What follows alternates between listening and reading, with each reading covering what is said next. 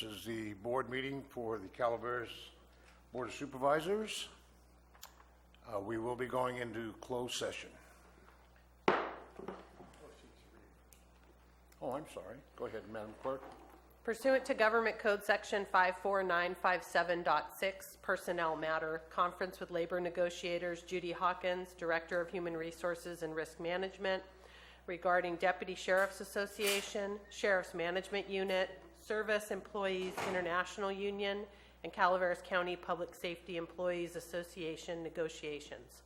Human Resources Director, Board Action. Thank you. Once again, we'll be going into closed session.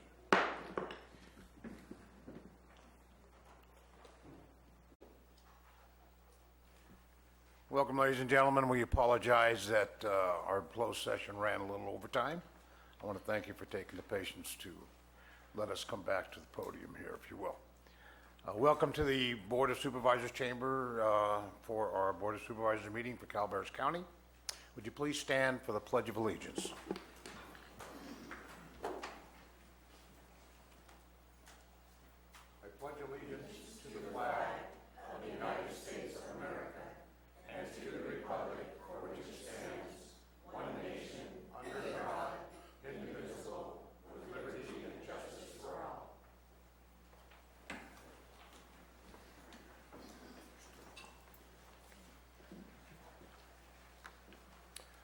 Okay, at this time, do we have any announcements from the board members? Any supervisor announcements? I have an announcement. This week is the Police Memorial Week.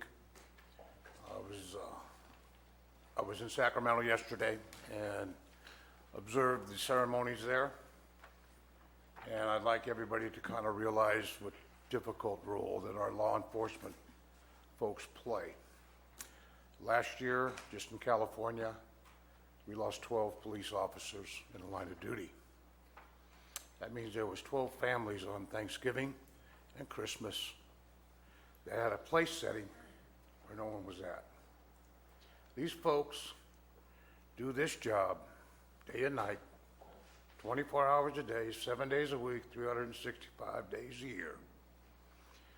And all they do is something that we don't do as citizens. So I'm going to ask you to join me.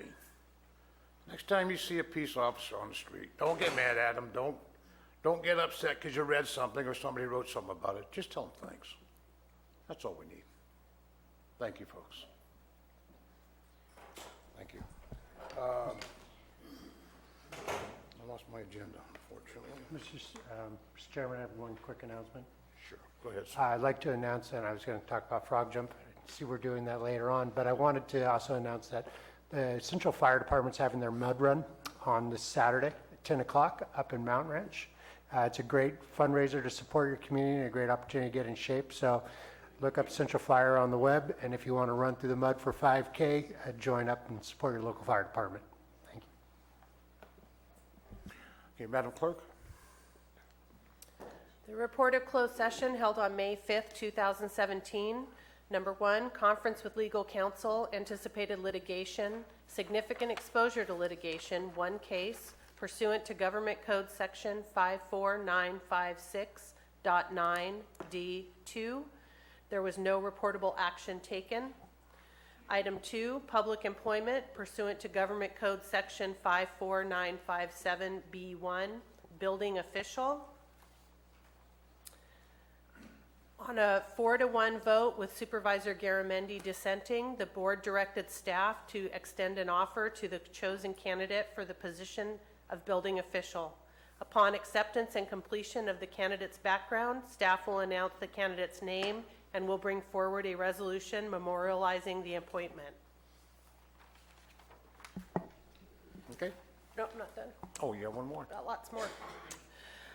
Report of closed session held this morning pursuant to Government Code Section 54957.6, Personnel Matter, conference with labor negotiators Judy Hawkins, Director of Human Resources and Risk Management, regarding Deputy Sheriff's Association, Sheriff's Management Unit, Service Employees International Union, and Calaveras County Public Safety Employees Association negotiations. No reportable action. There are 3 announcements, the first being item 21 on today's agenda regarding the Fish and Game Commission's requested letter of support will be withdrawn from today's agenda and possibly brought back on a future agenda. The board will recess today from 11:30 to 1:30 p.m. to participate in the Government Center Frog Jump activities. And just a reminder that the public should remain on the audience side of the podium and should not be in the area between the dais and the podium, often referred to as the well. This time we have a couple of proclamations, actually resolutions or proclamations. I'd like to start off with proclaiming and recognizing the Calaveras County Fair and Jumping Frog Jubilee, May 18th to 21st, 2017. Whereas the Calaveras County Fair and Jumping Frog Jubilee, May 18th through 21st, 2017, whose history dates back to the 1880s when wagon wheels roamed on our roads and Mark Twain first penned the celebrated Jumping Frog of Calaveras County. And whereas the Calaveras County Fair and Jumping Frog Jubilee is a countywide event with annual attendance exceeding 35,000. And whereas the Calaveras County Fair and Jumping Frog Jubilee encourages agricultural production and education, local arts, encourages youth and highlights of the best in Calaveras County. And whereas the theme of this year's event is Country Nights and Carnival Lights, recognizing the celebration of all things Calaveras, including arts and agricultural. And whereas activities at the county fairgrounds generates approximately $7,700,000 in related spending activity annually. Therefore, let it be proclaimed that the Calaveras County Board of Supervisors proclaim the Calaveras County Fair and Jumping Frog Jubilee to be the signature event in Calaveras County. I would entertain a motion. So moved, Chair. Moved by Supervisor Mills, Second. second by Supervisor Tofinelli. Any public comment? Seeing no public comment, I'll bring it to the board for comment or vote. No comments by the board. All members indicate by saying aye to the agreement of the motion. All members disagreeing by saying no. Call for the vote for the board of members. Indicate your vote, please. Aye. Aye. Motion passed unanimously, 5-0. And we have a presentation.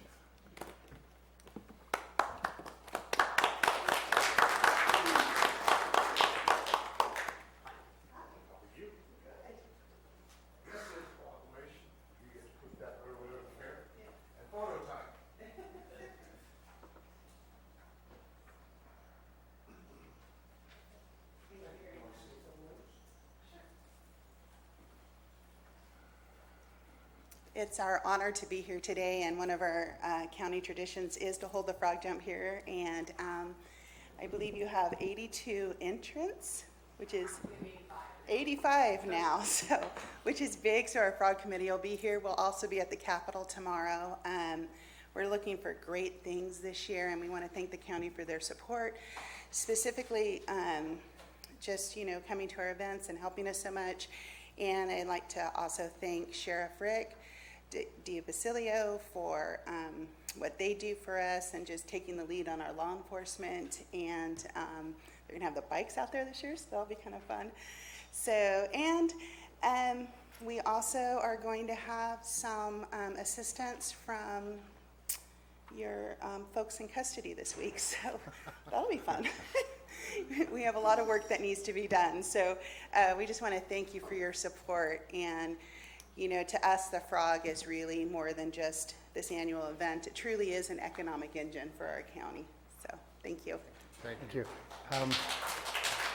Lori, I just want to thank you very much for all the work that you do out at the fair and making this such a successful event, and definitely want to encourage all my fellow board members to be at the livestock auction on Sunday. I'm actually judging the 4-H competition, Supervisor. This is very important. I know the sheriff is always there, and so I look forward to seeing you all at Frog Jump. Thank you. I believe Supervisor Garamendi, you have a proclamation. I do. So item 3 Oh, is I'm from sorry. Behavioral Health Services Mental Health Program to adopt a proclamation recognizing May as Mental Health Awareness Month in Calaveras County. Thank you very much, Madam Clerk. Yeah, I serve on the Mental Health Advisory Committee, and it's a great committee. I'm very proud to be on there. It really works very closely with both, families, healthcare, addiction issues, law enforcement. And it's a very positive group, really trying to make this a better and stronger community. And so I really appreciate the work that all the volunteers and staff put into this for the county. So I get to read a proclamation declaring May as Mental Health Awareness Month, Calaveras County. Whereas Mental Health Awareness Month is an annual observance designed to increase awareness about mental health wellness, recovery, prevention, awareness, education, and stigma reduction. And whereas it is the goal of the Health and Human Services Agency Behavioral Health Division Mental Health Program to inform and educate people on the ways that the mind and body interact with each other and provide tips and tools for taking positive action to protect mental health and promote whole health. Therefore, be it resolved, the Calaveras County Board of Supervisors proclaims the month of May 2017 as Mental Health Awareness Month in Calaveras County, and be it further resolved that the Calaveras County Board of Supervisors encourages all residents, businesses, public and private agencies, media and educational institutions to recognize and be aware of the importance of mind health and the need for appropriate and accessible services and resources for people with mental illness. There's our proclamation. Mr. Chair, I think we'd seek a motion. I would entertain a motion to accept the proclamation for mental health awareness. So moved. Moved by Supervisor Mills. Second by Supervisor Clapp. Any public comment?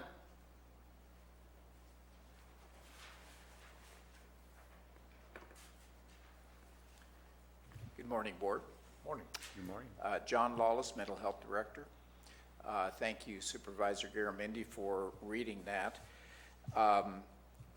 It's interesting that in our society, about 1 in 5 of us will experience some form of mental illness. It might just be a depression based on a bad day or something happening in our lives, and it may be as severe as psychotic disorder where we hear voices or see things that other people don't see. And we want you to know that we are here to serve the people of our community. We work with the state of California, and we're contracted to see the severely mentally ill.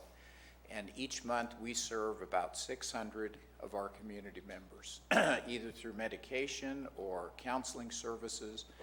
And we feel in doing that we're helping to keep our community healthy and safer. And we provide hospitalization services for those who are unable to remain in the community.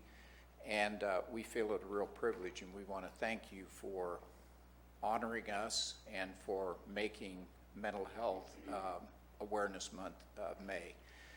I also have one community member who is a part of our mental health board, and she also receives mental health services, and she has some gifts that she would like to give to the board.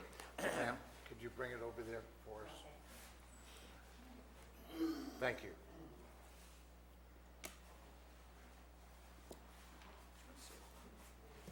Excellent. Yes, thank you. Every year, the supervisors proclaim May as Mental Health Awareness Month, but this year we have something to really, really celebrate because we have the opening of our new wellness center, the living room, wellness cabin as we call it now. We fought for years to get this place, and we've even had issues with Mental Health America over a contract that they had with us. It just wasn't a good fit. And then there's been so many forces trying to bring us down, but we were really blessed. I think 2 years ago, I was on an interview panel one morning, and the first interview of the day was Deidre Black, and it was a phone interview, and it's like she became my hero right off the start. To begin with, she served in our country, in the Army, and this woman has worked in the prison systems. Anyway, she came to our county, and she has done so much for us. I mean, she's amazing. She's got so many degrees, and you know, we're going to lose her one day because she's going to be Dr. Black. But she's done, we can't thank her enough. And it's like, I don't know if you're familiar with the living room, but it is a big deal. When I first got on the mental health board, advisory board a few years, 7 years back to be exact, the statistics on suicide was that we had the highest rate of suicide per capita in the state of California.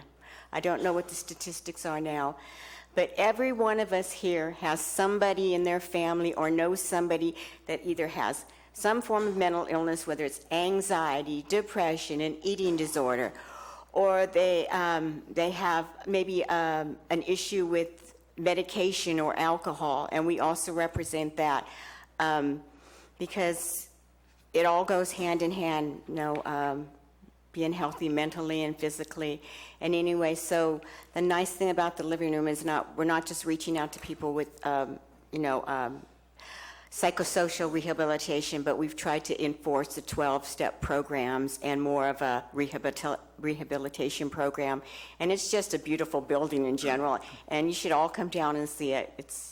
And thank you, Jack, for taking a sincere interest in our board. Thank you. Thank you, ma'am.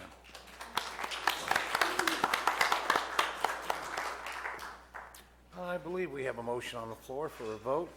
All board members in favor of the motion indicate by saying aye. Aye. All opposed indicate by saying no. Motion carries 5-0 unanimous. And we have a presentation.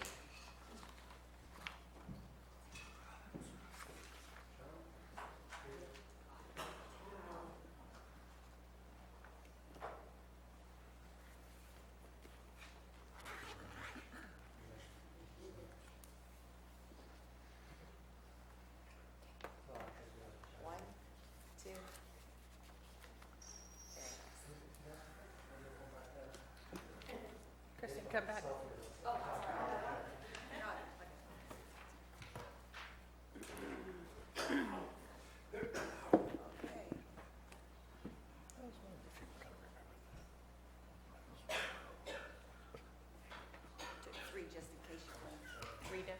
Rita.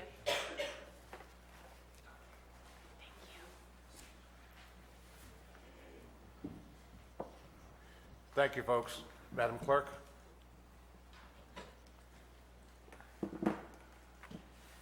Public comment. Any item of interest to the public that is within the subject matter jurisdiction of the board and is not posted on the consent or regular agendas may be addressed during the public comment period.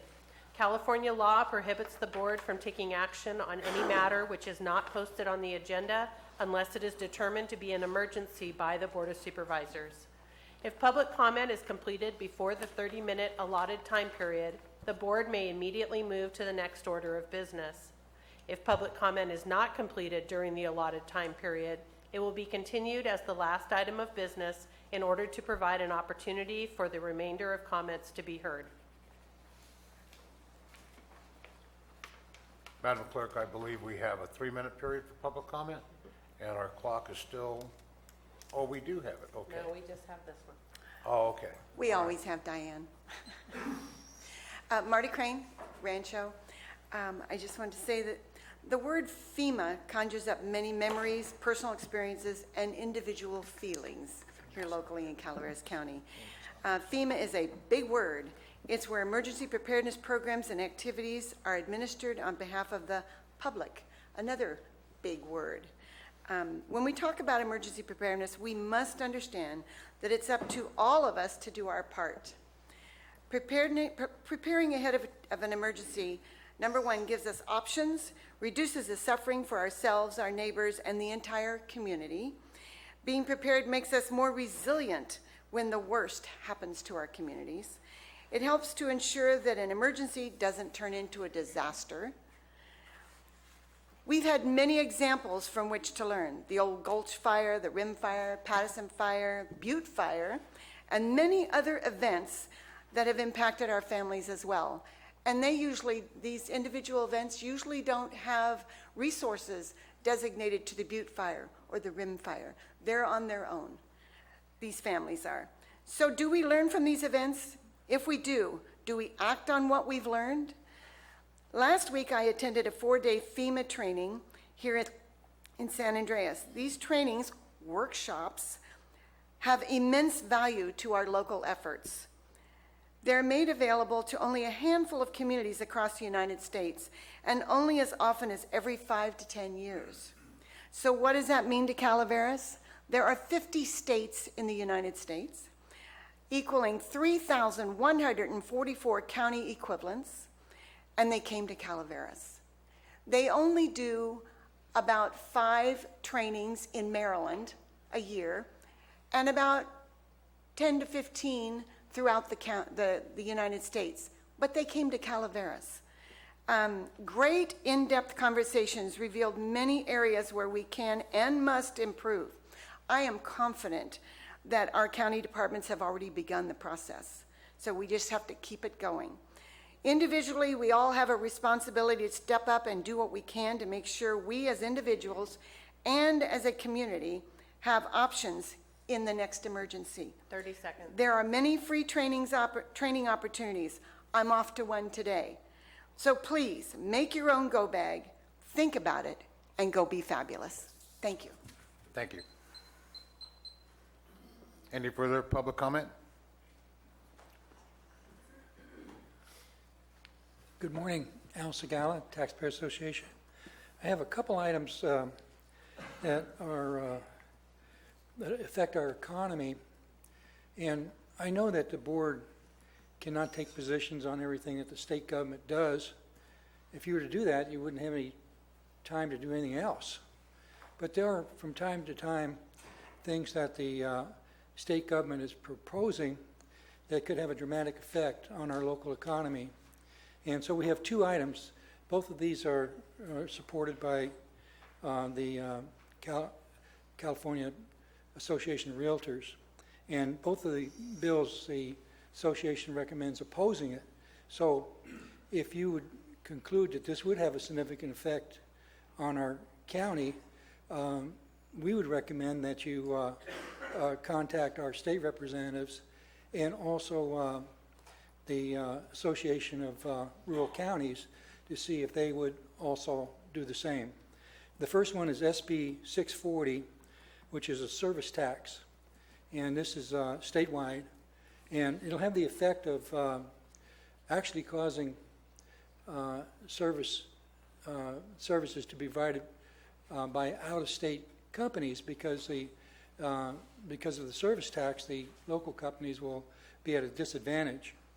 Also, it places a burden on real estate transactions, and is a regressive tax. It disproportionately has a negative impact on low and middle income families who spend rather than save a larger percent of their income on essential goods and services. The second, that currently is in the Senate. The second bill is AB 1059, and it involves dual agency, and essentially it kills dual agency. This is where real estate brokers, many times you have a buyer's broker or a seller's broker, and other times you have simply one broker that represents both parties. And most salespeople like to sell their own listing, so they try to be a dual agent so they can get their own buyer, and those transactions sometimes go more smoothly than otherwise. Also, when you have industries like in a development, if you eliminate dual agency, the representative that's representing the developer couldn't sell his own properties because he couldn't be an agent for the buyer as well. 15 seconds. It just doesn't work. So we, along with the other bill, we recommend you oppose. And the status is in the Assembly. Thank you very much. Thank you, Mr. Segala. Any further public comment?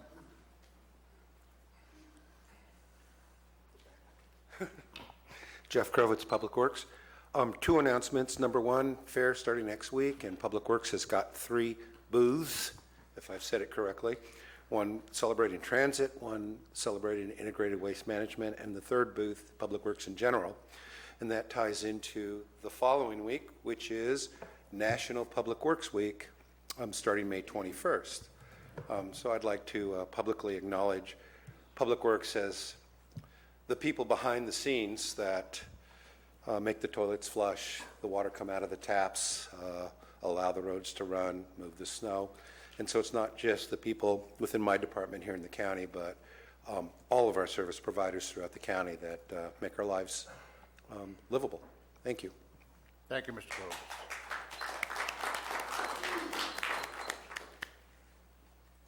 Good morning, Board. Good morning, Chairman. I would like to pass out, I know they're talking about funding for the band, and Trinity County has a breakdown of how they got funding of $80,000, and I just wanted to give that to you as far as more knowledge for you. It's a 20-page document that if you get time to read it, it would be a little bit of education for you. I've been studying this and studying this and studying this because I know we are broke. I know we are tight on funds. We all are, not just our county. And this might give us an insight of where we could reach for some more funding somewhere. So. Thank you very much.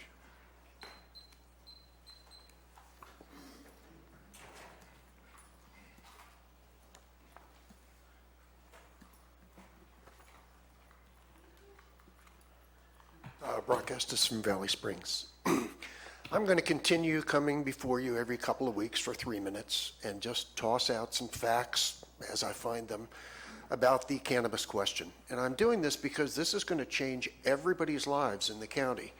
So it's an important issue. I may tell you things you already know. I may tell you things you don't know. I'm going to also say things that I don't know.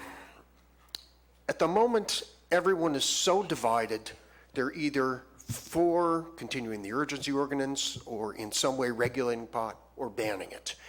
People don't seem to be capable yet of looking for a third way. The result is going to be probably a 3-2 vote for a ban, and then half the people are going to be really ticked off, and the other half are going to think they're going to be happy. Although the half that are ticked off are going to immediately file lawsuits, which are probably going to take a couple years to go through, and we're going to muddle through with nothing decided for quite a while. So while if I was forced to make a choice, I would support a ban, I'm not in favor of a ban because I don't think it's going to solve the problem at all. Nor do I think that regulation is going to solve the problem. I think there has to be a third way, and I think there is one. I want you to think for a moment that you're on a train coming back from Reno on a beautiful Sunday. You go through the mountains, you go over the highest peak. You're having a great time. Everything looks beautiful. You head down towards Auburn.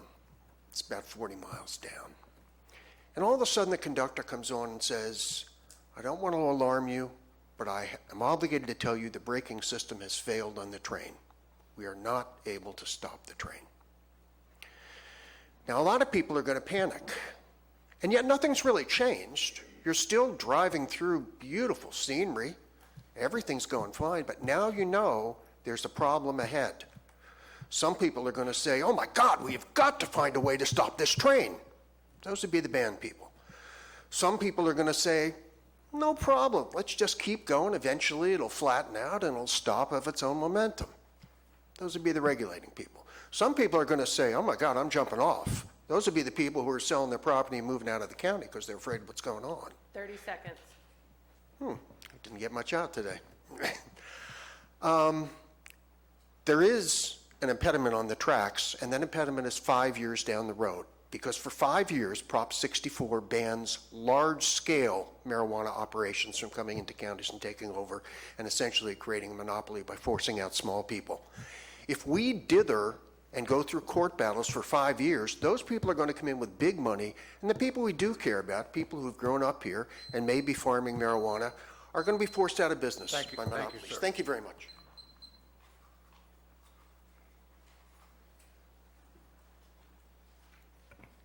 Sharon Torrance, Public Information Officer.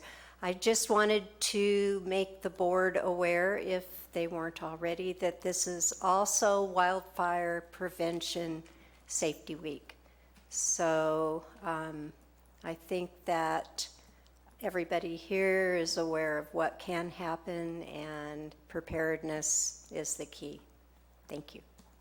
Thank you, Sharon. Any further public comment? Mr. McManus.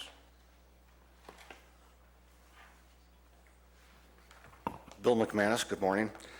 About 10 days ago, we got a copy of the release of the draft ordinance that the board has proposed. In reading it, we found that pot shops were not included in the ban, which was supposed to be a comprehensive ban for commercial growing, for everything that wasn't specifically provided for by law. In reading the document, it is not an oversight that it's not included. The language is clear. It's specifically exempted. Our organization, in talking to hundreds, if not thousands of people across the county, are having a hard time explaining this. People have a couple questions. First of all, why? Why did you exempt it from the ban when we thought you were going to take care of all the commercial cultivation? And believe me, pot shops have unlimited amounts of product that they can grow. So it's not the same as what you're dealing with now. There are no reasonable limits on it. The second question we would ask is, if you think it's a good idea to exempt it, if you think it's a good idea to accommodate it, please give us your reasoning. When people ask me, why is the board doing this, I cannot explain it for them. I can't give your words to them. I think we'd like to have some sort of statement made from the board why you're doing this, why you think it's a good idea, so that people have the answers. When we have our meetings, there's a lot of discussion about this. Probably the best thing that we could ask for is that one supervisor or two ask for a polling of the board. Is this the direction you really want to go in? Or can we fix this problem now and include pot shops in the existing ban ordinance? The EIR certainly supports banning as the most environmentally best alternative. And so we would hope that the board would go through this process and fix the problem now. If you ban it now, you can have a couple years for Prop 64 and 266 to start shaking out. Let someone else, let some other city or county be the crash test dummies for these programs. Why does Calaveras County have to do it? Ban it for a couple years and then observe what's going on around the county, around the state, in different cities and counties. If you want to readdress it, you can. But if you do, don't do it like you did the urgency ordinance. Please be prepared to do it. Please have everything in place to do it. Otherwise, don't do it. Thank you. Thank you, sir. Any further comments?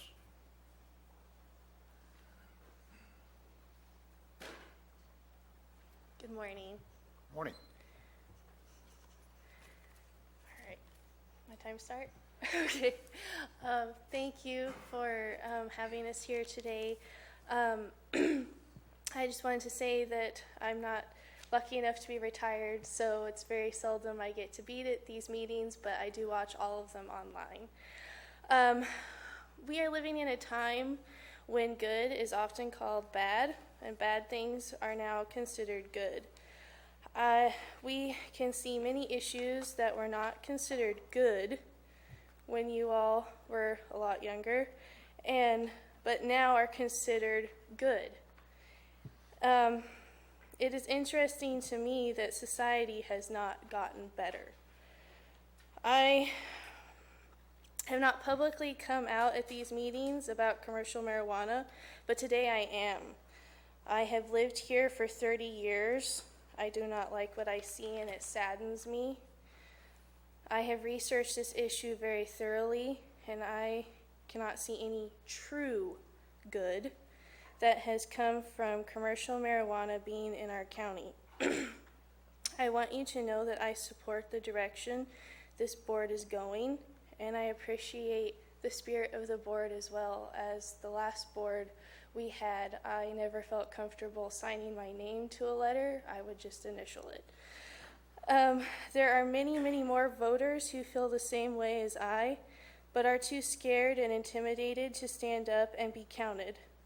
I hope that my words will inspire them to come out and be counted too. Thank you. Thank you.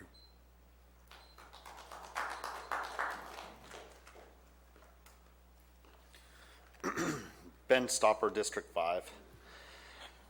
Last meeting, there was a proposed ordinance during supervisor comment. Now, I want to go back to the chair's comments to the frog jump, encouraging agricultural production and use. And I will remind you, if you actually read the law and understand the general plan, La Quintana has an HOA. Within the rules of that HOA, roosters are not allowed in La Quintana. Rancho Calaveras, I have the community plan here. Rancho Calaveras is Rancho Calaveras. It's rural residential land. What they don't want there is outdoor commercial uses, but everyone's allowed to own chickens and provide for their family with their eggs, if so needed. To go on to another issue, to read you part of the community vision of Rancho Calaveras and Jenny Lynn and the community plan. The Rancho Calaveras community desires to maintain the rural residential atmosphere and single-family residential character, and to prohibit commercial and multifamily development. Let that set in, commercial. Permanent commercial zoning is not permitted in Rancho Calaveras, which goes hand in hand with the commercial use. The only allowed use that falls into commercial use is the real estate office on Highway 26 and Baldwin Street. This is a legal, non-conforming use as it was established when lots were first sold by Pacific Cascade and predates the 1973 special plan.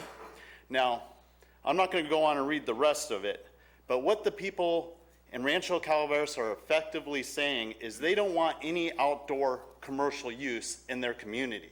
So in this sense, the urgency ordinance making the marijuana a commercial use is not a applicable use in Rancho Calaveras. So that is one way that you can actually get marijuana out of communities through an established community plan. And it already says it in there in the old community plan for Rancho Calaveras. So in that sense, anybody that's commercially growing conflicts with prior law. Thank you. Do your research. Let's figure this out. Get it done right. Thank you. Mr. Bowerman? Good morning. Morning. Thanks for being here. And, just a couple of quick corrections. With the Calaveras, right.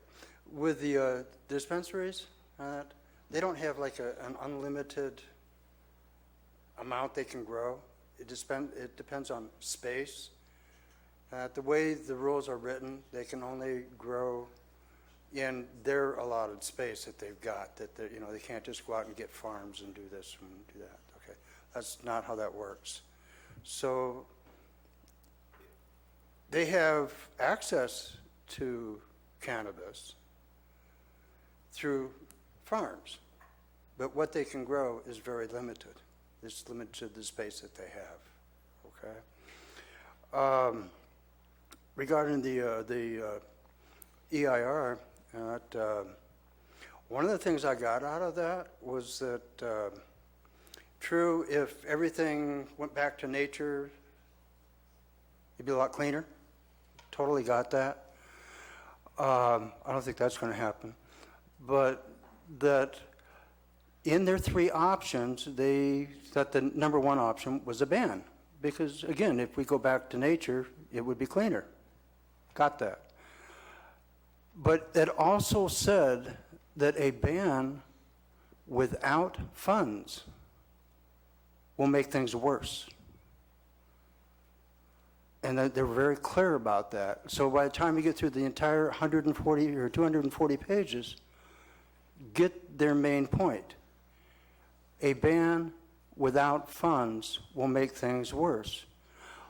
Last Friday, our President Trump signed a bill. In that bill, protected medical marijuana in regulated states. By the way, we're up to 29 states that now have legalized medical cannabis, plus Washington, D.C. So the billions of dollars to back a ban, not there. I think we're still going to get the 34, and that would be good. Okay, that'll help. Okay. We really do need to get to the bottom of this. We need to get things taken care of. We need to get back to living, because life isn't just all about cannabis. There's some good solutions to this. Give us a couple more weeks. We'll present one. Thank you very much for serving. Thank you.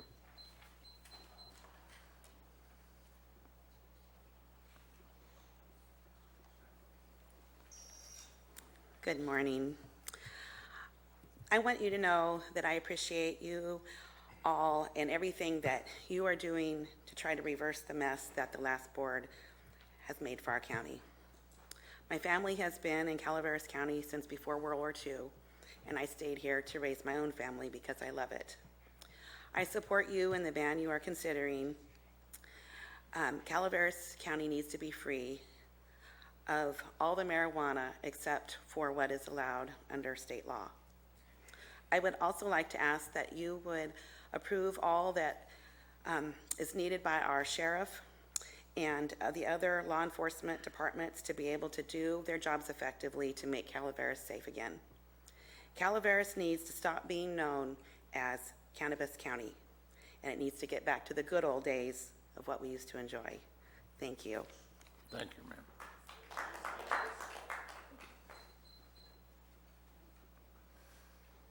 Good morning, Sheriff. Morning, Board. Morning, Mr. Chair, staff. How are we doing today? A couple of things. I want to reiterate what Ms. Giannini said, that we're going to have our bike team up and running again and back out at the fair, so you'll see us pedaling, and I will be pedaling right alongside of them. I won't give that up.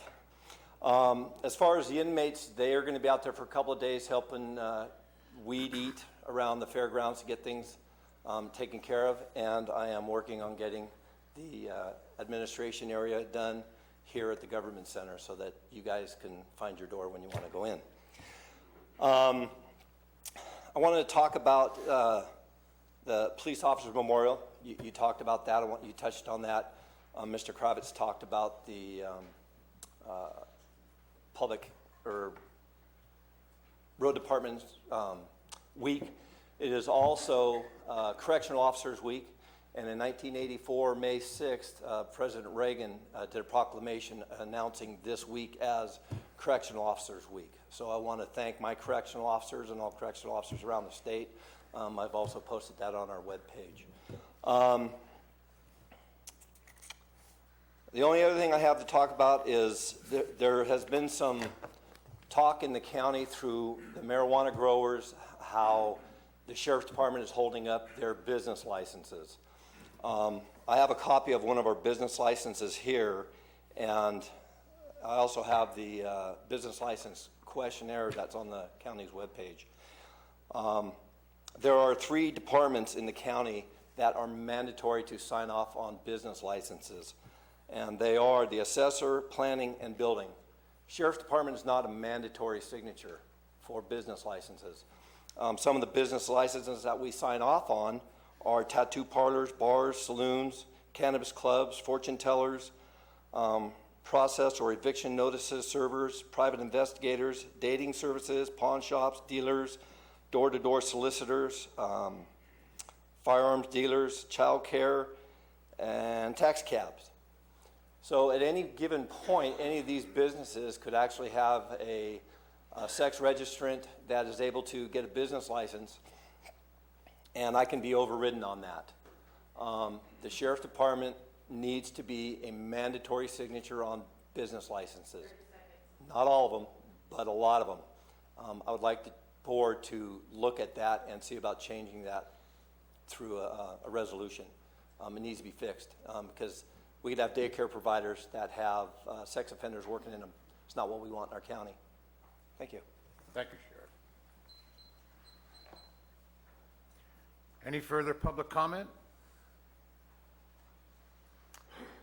Okay, folks, seeing none, we're going to take our mandatory federal law break of 15 minutes. We'll be back.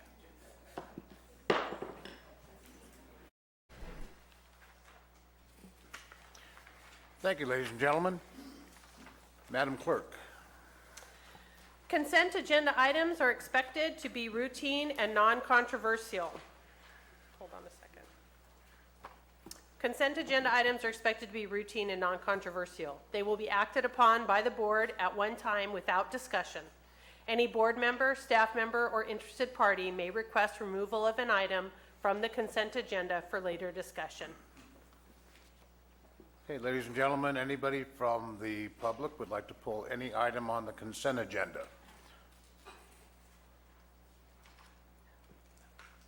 Seeing no response, I'll bring it to the board. Any board member wish to pull any item from the consent agenda?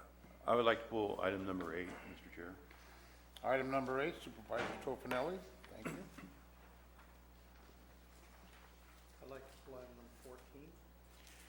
Number 14 by Supervisor Mills. Thank you. Any other board member? Any staff? Okay. Seeing that, I would entertain a motion to accept the consent agenda remaining agenda items. So moved, Mr. Supervisor Mr. Chair. Tofinelli, you were first. Second? Second, Supervisor Clapp. Any public comment? No public comment. I'll bring it to the board to the vote. All in favor indicate by saying aye. Aye. All opposed indicate by saying no. Seeing none, motion carries 5-0 unanimous. Item 8 is from Behavioral Health Services Mental Health Program. Authorize the board chair to execute a master lease agreement with Crossroads Transitional Housing for the period of May 10th, 2017 through June 30th, 2024 in an amount not to exceed $566,000, and authorize the Director of Health and Human Services to execute an operational memorandum of understanding and any subsequent amendments for the administration and oversight of a supported transitional housing program for the period of May 10th, 2017 through June 30th, 2024. Good morning, Mr. Chair, members of the board. Kristen Brinks, Health and Human Services. The item before you today is the result of direction that my team and I received on February 28th, 2017, in which the board directed us to work with Crossroads Turning Point of Arnold to plan, develop, and manage a transitional supportive housing program through the mental health program, with the goal of providing a supportive transitional housing program for adults with serious mental illness who are either homeless or at risk of homelessness, and negotiate an agreement with Crossroads Turning Point of Arnold that to then be reviewed and approved by the Board of Supervisors for the provision of property management and landlord services required to operate such a program. So this is the result of that direction. So the item before you today includes both a master lease agreement for a transitional housing program, as well as a memorandum of understanding that identifies the various roles and responsibilities that both my team and I will engage in, as well as our partner, Crossroads Transitional Living, to serve those community members with serious mental illness. The purpose, again, I've mentioned it before, this is a much-needed housing support. As you are well aware, when it comes to an individual's recovery plan in terms of managing their serious mental illness, not having that proper support, such as stable housing, can be a barrier to achieving success in that recovery. And so we're grateful that our partners in the community have responded to the request for proposals that we had disseminated a few months ago. This was the third time we had released this request for proposal, so having a respondent, we are very appreciative. And it's been a really great working relationship trying to identify a program and service that would work for our community and meet the needs of our community. So best practices, as I mentioned before, right now, as you know, I bring a number of items to your board for higher levels of placement.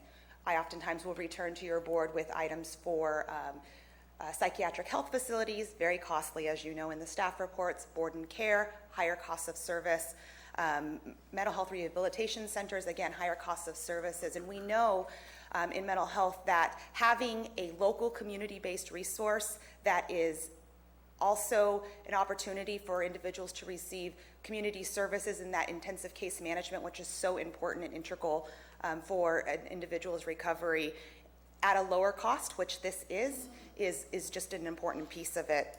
So the item before you, just to be very, very clear, it is not just a lease. It is not just a house that we are leasing because it's $6,000. And so I wanted to be clear that this is very much a program. Crossroads will be providing employment services. They have a wonderful history of doing so successfully with individuals who have drug and alcohol issues. And so they are embarking on a new endeavor with us to provide such services to those with serious mental illness. They also are going to be providing the day-to-day management of the services, and then our team will be bringing services, individual therapies, group therapies to the house itself. It's unique, a first of its kind in the community, and we're grateful to the Mental Health Board who's provided wonderful guidance on this endeavor as well. And just to touch a little bit on the financing, because this is an important piece to all. My team and I take our responsibility to the tax dollar very, very seriously. And so in doing so, I wanted to kind of point out some of the financial impacts. The way that this item is currently proposed, you're seeing it's a $6,000 a month lease. When you break that down, because this transitional housing program can accommodate 4 to 6 individuals, and the prioritization will be for those stepping down from that higher level of care. So from that board and care level into a transitional setting in our community. So on average, we pay $2,000 per month for a board and care facility per individual, for one individual. We can pay up to approximately $10,800 per month for a locked facility, one individual. And we could pay up to $750 a day or $22,000 a day for a Institute of Mental Disorders, which oftentimes to restore individuals to competency. Very expensive costs. So what we're trying to do is twofold.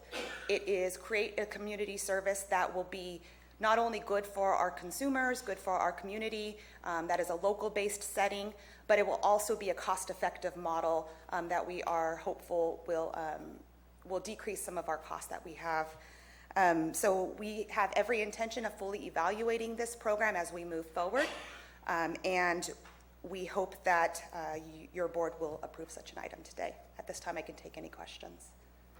Supervisor Tofinelli. Yes, Kristen, thank you so much for coming forward with the explanation that was not in our packet, explaining exactly what's going on and the costs associated with it. So thank you very much for doing that. And I would move this item, Mr. Chair. Moved by Supervisor Tofinelli, seconded by Supervisor Clapp. Any public comment on this issue, on this item? I understand that with this expense, there's going to be approximately 6 people that'll be helped. And I understand that this will be like a home that's in a subdivision, perhaps? Or is it set up so that the clients can come and go freely, or are they restrained? Some little basic questions like that that'd be good to be answered. Thank you. Thank you, Mr. Segala.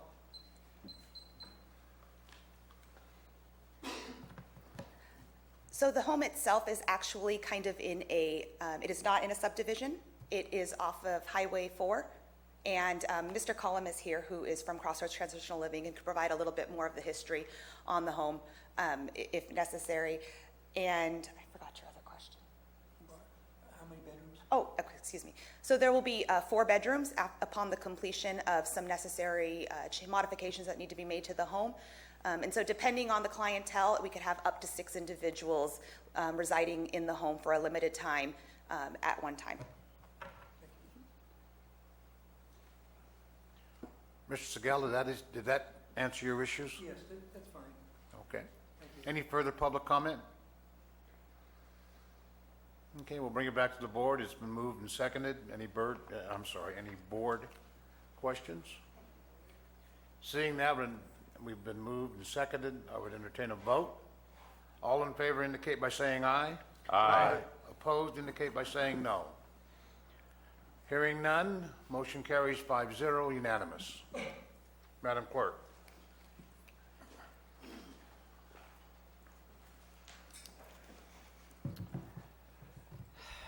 Item 14 is from Public Works to adopt a resolution authorizing the Director of Public Works to secure federal funding under FTA Section 5311, 49 USC Section 5311 with the California Department of Transportation for operating Calaveras Transit. Mr. Krovis. Thank you, Jeff Krovitz, Public Works. This is a federal grant that's granted to Caltrans, and then Calaveras County Public Works becomes a subrecipient. The intent of the grant is for operations of the transit system. It is a formulary amount based on population of rural areas. It changes annually, and this is an item that is required for Calaveras to apply for and receive grant funds. It is a matching program, meaning that there have to be other funds to match this grant amount, but those funds the matching funds can come through LTF funds or STA funds, which are regularly provided to transit from the state. That's about all there is to this item, so I'll entertain any questions. Supervisor Mills. Thank you. Good morning, Jeff. Is the funding that you're looking for 17-18? Yes, it is. And I guess this kind of speaks to what Supervisor Tofinelli had spoken to in the previous agenda item, is that because there wasn't really a lot of supporting documents on this about what this grant was, that would be very helpful in the future, just to be able to give us the additional piece of information. I mean, I went up online and pulled it up myself, and that's fine, but just to have that as part of our agenda packet, I think would be very, very helpful. Okay, thank you very much. We will do that. So thank you for your work in getting this done and being sure that this is underway for next year. And with that, I'd move the item. Any Jeff. further comment by the board? Supervisor. Jeff, have you rode the transit yet? Yes, I have. Good man. Supervisor Tofinelli, your light's on. Do you wish to speak? No, I turned it on for the vote. Oh, okay. At this time, I'd entertain a motion. So moved. Moved by Supervisor Mills, Second. second by Supervisor Tofinelli. Any public comment? Yeah, House of County Taxpayer Association. We appreciate the good work that Public Works is doing on this. I'm not sure what sort of money we're dealing with. Are we dealing with millions or more? And also, if there was an alternative to private forms of transit, what effect would this have on that? In other words, I think there's I forget the name of it, a Uber or something like that, where people can get inexpensive transportation that's provided by other people and it's computerized. And I'm wondering if the influx of the federal money will have some sort of negative effect on that. And also, is it possible to have private bus service in some areas and other forms of transportation? And so I think we want to avoid getting ourselves locked into a federal approach or program that would exclude other ways that might be a better service to the people. Thank you. Thank you, sir. Any further public comment? Deborah Mullen, Public Works. I'd like to address Mr. Segala's concerns. The FTA, the Federal Transit Administration, is working to accommodate the influx of ride-hailing services and are coming out with regulations to govern that. And from what I understand at this time is that we can partner with private agencies that want to provide transportation if there is more than one service offering the service, so that we are not telling our riders, okay, you have to take Joe's taxi service to Glencoe.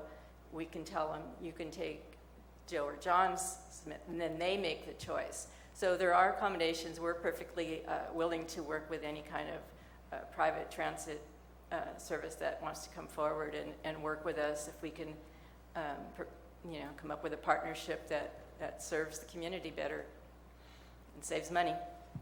Thank you, ma'am. That address your issue, Mr. Segala? Except the amount of money involved.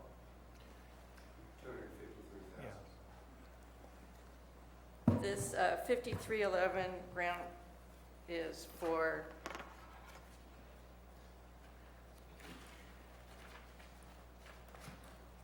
it's $250 something.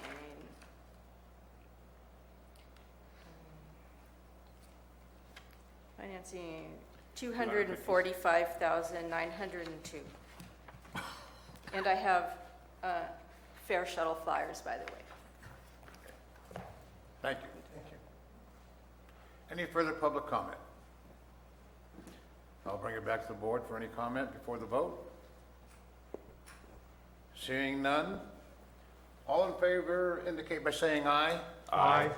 Aye. All opposed indicate by saying no.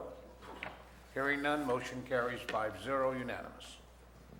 Item 20 is from the Administrative Office to receive a report from staff, Cal OES, and local organizations regarding the ongoing Butte Fire recovery. I would announce that this is the regular agenda. We are off the consent agenda, now on the regular agenda. Mr. Moss. Good morning, Board.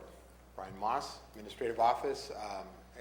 This is our once-a-month update on Butte Fire recovery, and as the board's well aware, this is your opportunity to ask your department heads that are here as to what the status is. I do know there's very strong progress being made in the Butte Fire, the burn area, and I'm sure Mr. Krovitz would be talking to you a little bit about the number of trees that have been felled and the number of trees that have yet to come out of the burn. So again, some very good things happening with this right now. So if there's any questions for me, I'm happy to answer those right now or turn this over to department heads. Board have questions of Mr. Moss? I have a question. Where do we stand on our, I take that back, wrong issue, it's tree mortality. Understood. We're dealing with Butte Fire. Those are the other trees. Okay. All right, I have nothing on the Butte Fire issue. Any questions by the board? Thank you. Any public comment? Oh. Okay. I'm sorry. Mr. Segala? Yes. I think we need to hear from Mr. Crova's staff first, then then we'll go back to public comment. Okay. Hi, I'm Lori Giannetti, and I'm with Calaveras Recovers, and 19 months ago, Calaveras Recovers was organized, and we started helping people rebuild. To date, we've finished 5 homes. 4 are very close, and 1 has been rocked in. We could not have done that without the help of our partners, the National Mennonite Disaster Services, Red Cross, and World Renew. Our national partners are, some left May 1st, and some are leaving the middle of May. The bulk of our volunteer base has been from Canada and from the Midwest and the Northeast, and many of them are Amish farmers, and they need to go home and start planting, and so they are doing that.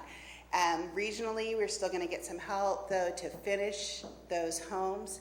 The trailer is going to be moving June 1st out of Mountain Ranch, and then our caseworker will be working out of the office that the Red Cross has now in San Andreas. Well, they'll still help administer the RCRC grant for the county and other things. So it's been quite a journey, and I think the structure that FEMA gave us 19 months ago and the partnerships that were created with these national organizations are there for us. And the structure's in place. We'll know what to do next time, or be able to tell someone else what to do next time. So,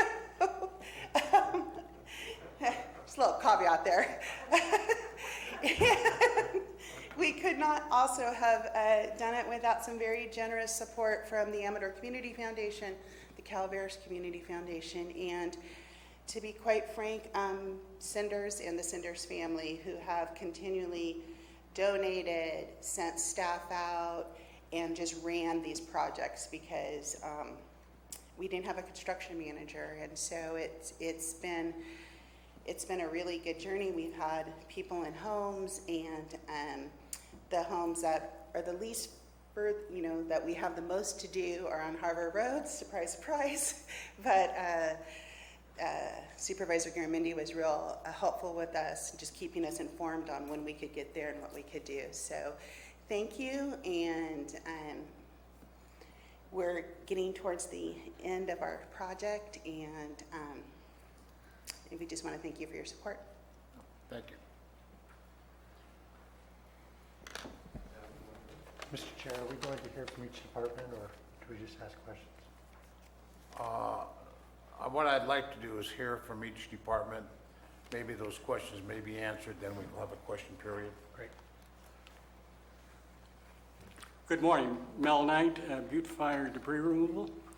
Quite a bit of activity now, so I'm going to take a few minutes to just update on the progress, and there may be some overlap or confusion over the tree removal, debris removal, and the structural debris removal, which I'm talking about, which are actually two distinct funding sources and recovery sources. Just as a reminder, from the fire, once it overwhelmed local resources, as is typical with a disaster, we've next called in state agencies. So Cal Recycle came in with a unique program which did the structural debris removal that removed potentially hazardous material, which is a little different than typically you'll see. Once that resource was overwhelmed, we brought in FEMA, which brought in another level of funding availability and another level of accountability and requirements. By the time the fire was out, all the debris had settled. We ended up with eventually 854 properties that were part of this program. Of the 854, it required actually 30-plus 10-person crews removing 500 million pounds of potentially dangerous debris removal. And the total cost, as tallied to date, was in excess of $100 million on the part of both the state and their contractors. And I'll get into it in a moment, but actually the state has attributed the cost to each individual property, although they haven't finished allocating certain of the overhead costs. And that's a bit of a complication as we get into the recovery activities. Examples of the cost, by the way, net cost for that number of properties comes out to in excess of $100,000 per property.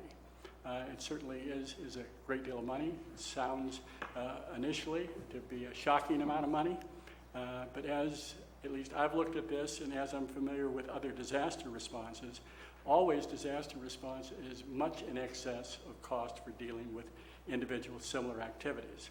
If we'd had 1, 2, or 5 homes burn, we would not have had to bring in 300 workers from outside the area who were paid travel, per diem, training cost, all sorts of additional activities and costs there. We had to bring in all sorts of labor that would end up having to be paid prevailing wage through various requirements of the federal and state funding. There were hundreds of truckers that had to be involved. the material far exceeded local capacity for disposal. So recycling and disposal all had to go outside the area for the most part. We would have overwhelmed Rock Creek, plus Rock Creek wasn't prepared to take many of these types of materials. So it was one that you had very, very high cost. We had much of it done in inclement weather, and it was a very difficult and costly operation. We found our costs at the Butte Fire were higher than those in Lakefoot because of terrain for the most part, but they were also very high in Lake and in similar activities. So it was one at least that the costs were fairly high. We do have an accounting per property for each of the incremental costs. Includes things like air sampling that had to be done, erosion control, things that you wouldn't see again with individual sampling. So it was one that it was a pretty extensive program, and that's one reason the costs were quite high.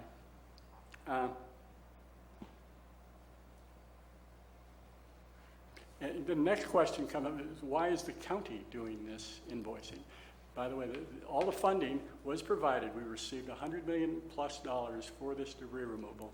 And our obligation then was to be the invoicing agent, because the federal and state government both have requirements that says they cannot spend their funds if other funds were available for this same purpose, called duplication of benefits. So the county is responsible for this duplication of benefit collection, although we do not receive any of those funds. Funds will be actually, I should say we receive these, but we pass them immediately to the federal and state agencies. We don't retain any of those costs. Our cost of the obtaining of the funds are actually covered, though, under the FEMA and state requirements, but none of the funds are actually retained. So the issue, in fact, we had some discussions on this. Since we don't keep these funds, since we don't normally do this type of activity, did it make sense for us to do this? Well, one, we were obligated as a grant recipient to do this. And secondarily, as I've learned, it's probably best that the county, which is in touch with the community, is actually the interface dealing with the public, because this is often hard for the public to understand, comprehend, and even when they comprehend and understand, they're frequently stressed financially and in other ways. It's probably better that there's a local resource they can deal with. And right now, we had, since we don't do this type of work in Calaveras County typically, we ended up bringing on a contractor. Your board approved Tetra Tech to be the contractor based on their experience with Hurricane Sandy, Katrina, and other similar activities. They've got a broad base of activity. They had done the data recording for actually this cleanup. They're doing a lot of the activity that relates to actually the tree mortality, or not tree mortality, but the tree burn debris as well.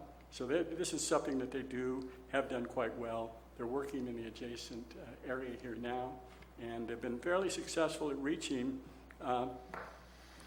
nearly 700 of these 854 properties, making contact, of which we think that based on the information to date, nearly 2/3 of those have indicated that they do have some insurance to be covering some portion of this. It is clear and well known that the insurance coverage for debris removal does not nearly cover the actual cost of debris removal. The obligation of the property owner is limited to the debris removal specific amount they will be receiving from their insurance companies. And so, for instance, if the cost of the property was $100,000, but they had typically more like 5% of their total home coverage for maybe $15,000 in coverage, their liability would be capped at the 15% they would be receiving specifically for debris removal. And that is on the theory of they did not incur a cost for debris removal, so they probably were not entitled to retain that amount of dollars.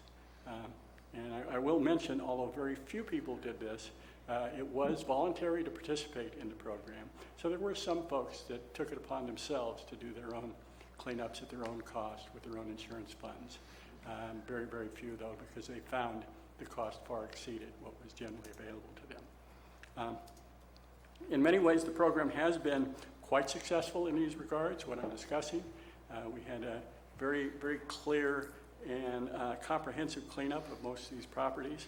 That certainly doesn't mean that all parties are happy with the service and with the results.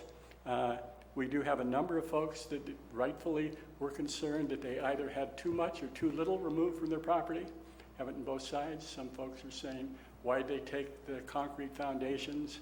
Others are saying, why didn't they pick up my fencing? The program was pretty much limited to dealing with potentially hazardous debris. This one was. It didn't pick up fencing. It didn't pick up all materials. It picked up mainly structural debris because of concerns for heavy metals, such as lead paint from the past, wiring, other sorts of materials that could have been contaminants, pesticides from garages, things like this. They also were concerned with asbestos. They were concerned with other sorts of things that are associated with structures. So therefore, this wasn't a comprehensive program to go and clean up all 40 acres of your property. They removed concrete because it was generally determined that heat-stress concrete could not be used for future building. And so that was one of the reasons why this issue was done, and there's a lot of removal there. It was one of the controversial issues. I bring this up because a number of the homeowners are now saying that, yes, I got some money, but no, you didn't do enough or you did too much, so we're not really willing to turn this money over to you to turn over to the state and federal government. And as a public health professional, I first thought this would be pretty straightforward. What I'm finding is it's not quite as straightforward. We've got legitimate concerns by homeowners. We've got any number of homeowners, because there's a potentially responsible party, they have attorneys. Their attorneys are telling them don't sign anything, or they're telling them to be very reluctant to sign anything, which sometimes interferes with us being able to get authorizations. We have insurance companies that are generally unwilling to deal with the government directly. They say our relationship is with our client. So we're hoping to do much more efficient work with the large insurance companies. So far, at least, there's been a lot of reluctance on their part to deal with us in that way, and it may be an appropriate response on their part, but it's taking more time than we'd hoped it would. So it's a lot of issues like that are coming up. The last issue, which I alluded to briefly, was the state gave us, about 6 months ago, gave us a per property cost. And then they added a note that said there's about $12 million in administrative costs that hasn't been factored in yet. And we will give that to you later. Well, later is not arrived yet. We were to have a meeting last week that was just recently postponed, and we're still waiting to find out the allocation. And I suspect it relates to taking $12 million in administrative costs and determining how it's spread across the 854 properties, whether it's per property or whether it's based on volume or whatever they may be trying to allocate those costs. But it's one that, again, until we get that number, we have been unable to then finalize any invoicing. In spite of not finalizing invoicing, though, we've collected nearly $500,000 from a number of clients who are simply saying, yep, I've got my check. It's pretty clear on the check what this is for. It's well under the dollar amount that your costs were, so I'll just give you my check now. And so we've, again, received quite a bit of those, and we'll continue to receive those. But we expect at the end of the day, there'll probably be somewhere in the range of $4 to anywhere up to $8 million of insurance proceeds that will be brought in through the program. So it's going to be a fairly significant amount of money, although again, in the picture of a $100 million plus program, it's a pretty small percentage.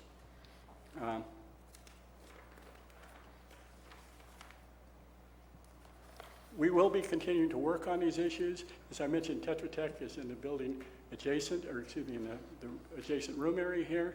Routinely meet with folks that have questions and issues. There's a hotline number. We hope to, again, expedite some of this. I had hoped that this would have been probably concluded by this time. We'll find out, again, as soon as we can get the information from the state. If we have issues with the state, I may call on your board for assistance or others in the county to assist on expediting this.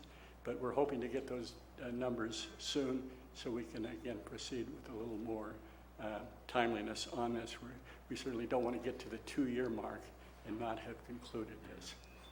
I will continue to give you a routine update on your board meetings as these may occur. It probably won't be this lengthy, I hope. but it'll be one where we'll give you the data as well as any issues that come up. Have any questions? Supervisor Garament. Thank you. Thank you very much, Mel, for the report. I know it's a very difficult project. It's taken us longer than we originally thought, as you pointed out, as we wait for this stuff. Do you have you mentioned the 2-year date as sort of the end date. Is there an end to this, or do we go into the last nickels collected? And when can we expect a contract extension from Tetra Tech? We're now getting used to seeing. If it's any good news, the Tetra Tech contract, as approved by your board, we're generally on schedule, and I shouldn't say on schedule, but we're actually within budget, and we've moved the schedule in pieces. We've cut down certain activities, and we've expanded others where we've had to expand. So every place we've expanded, we've made a reduction elsewhere. One thing I think that we originally thought is we might have some protracted discussions over these disputes. What we've pretty much determined, it's not going to be in the county's authority or ability to resolve a dispute where someone says, gee, they damaged my driveway and I won't pay this. So what we're simply telling folks is that we're not in a position to actually resolve these sorts of issues.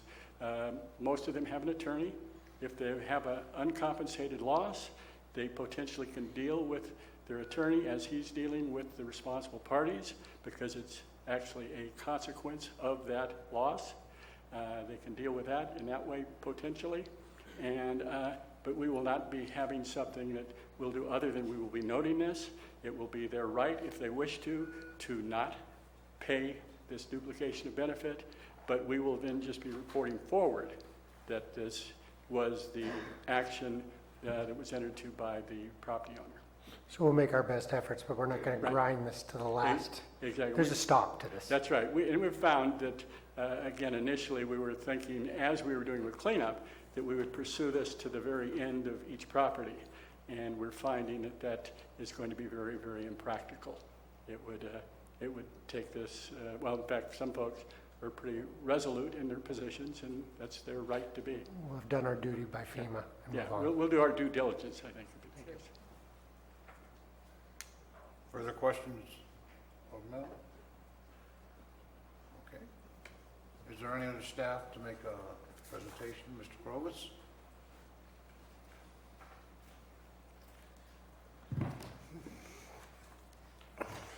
Jeff Krovitz, Public Works. That's a lot about debris.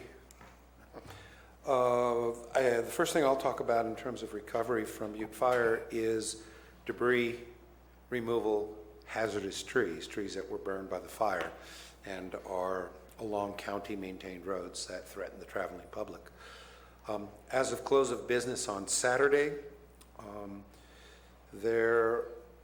of the estimated 8,400 trees that were approved in the initial program, let's see, where is my number? 8,079 are on the ground, so the vast majority are down. This leaves an estimate of about 100 trees left. These are highly technical trees that require bucket, climbers, ropes, and a lot of care. They can also be adjacent to archaeological sites of great sensitivity or biological sites of great sensitivity. So they will necessarily be slow in their completion. To date, we have moved about 35,000 cubic yards of debris out of the burn area down to the debris management site in Wallace, and where approximately, where did I have that number?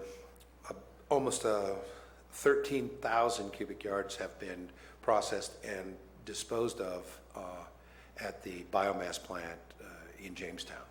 So the debris management site can process the material about twice as fast as the contractor can haul it in. So that's why they start later and will end a little bit after the program. It's estimated to complete the current scope of work, the last 100 trees, and then gather up the remaining amount of debris. Will take about 8 more weeks of groundwork and field work to complete the current scope of work. And then Tetra Tech, who is our project manager for this, will continue doing the insurance recovery for the hazard trees if there is any money left on insurance for those individuals who were insured. And that is expected to go through the end of this year. Any questions on the current program? Thanks, Jeff. The Tetra Tech program, you mentioned they're sticking around to collect on insurance. That is separate from the project that Mel's working on? Correct. But it's the same dollars, right? Because would be in their insurance policy for debris removal? Yes, essentially, two programs competing for the same dollars. Right. So I assume that Mel's a little bit ahead of you on this. So what's going to be left for Tetra Tech to pursue? We're assuming some to none. There's always a possibility that there were homes that did not burn, but still have insurance for debris removal that they're responsible for. And that might be recoverable, hard to know until we actually get into it. But once again, this is a requirement of FEMA, the grantor, that we pursue this so that they are not granting funds that represent a duplication of benefits. Right, a word that we've now all internalized. How's the right of entry going? Last time I asked you this last month and you gave me an update. How's it going now? You're speaking about right of entry to get on a private property. Well, we reached out, had initially estimated about 307 parcels that were affected along county roads, and went out with numerous applications. Of those 307, I think it was, approximately 41 were direct refusals to sign, indicating that they would take care of the debris themselves. There were about 51 properties from which we heard nothing, and the balance of them we received right of entries from. And we have been processing trees off those properties actively since the last day of January of this year. So the actual physical work has been occurring through the winter, from the end of January through today, and it's continuing. And tree falling and debris collection work cannot occur when it's raining. That's a requirement of our NEPA clearance. But certain monitoring activities and monitoring mapping activities can occur in the rain because it's an individual walking around and drawing pictures. So that has continued every day that the program's been going. There's been a number of things going on that the county is going to pursue an expansion or an extension of this program with Cal OES and FEMA, and that's going to be for additional trees that have died since the initial survey, and there's 1,700 or so of those. Well, not of those, there's less than that, but there are also some trees on the parcels that we did not receive any response to. And for a number of reasons, we think that perhaps there were people who evacuated and didn't return and did not pick up, either through mail or through postings on the property, the notice of the right of entry, so we felt it was reasonable to give them a second shot at the program. We're not going to be reaching out to people who have already written us and given us refusal. And then there's been a number of, there are also some trees on 7 BLM parcels that county maintains roads through those parcels of about 400 trees that we are hoping could either be included in the federal program or included in a state program. So we'll be working forward with the state and federal government on expansion of the program. If they approve it, then the program will continue until we get those out. Public Works still estimates that there may be as many as 2,000 trees at the conclusion of this program that are still dead and standing that will have to be abated through another process without reimbursement. So it would be a code enforcement action to So get that'd those. be for the people who didn't provide right of entry for you? They did not provide right of entry, and they haven't abated these hazard trees on their own. So this program I anticipate is going to be going on for a while. Any other questions on hazard tree?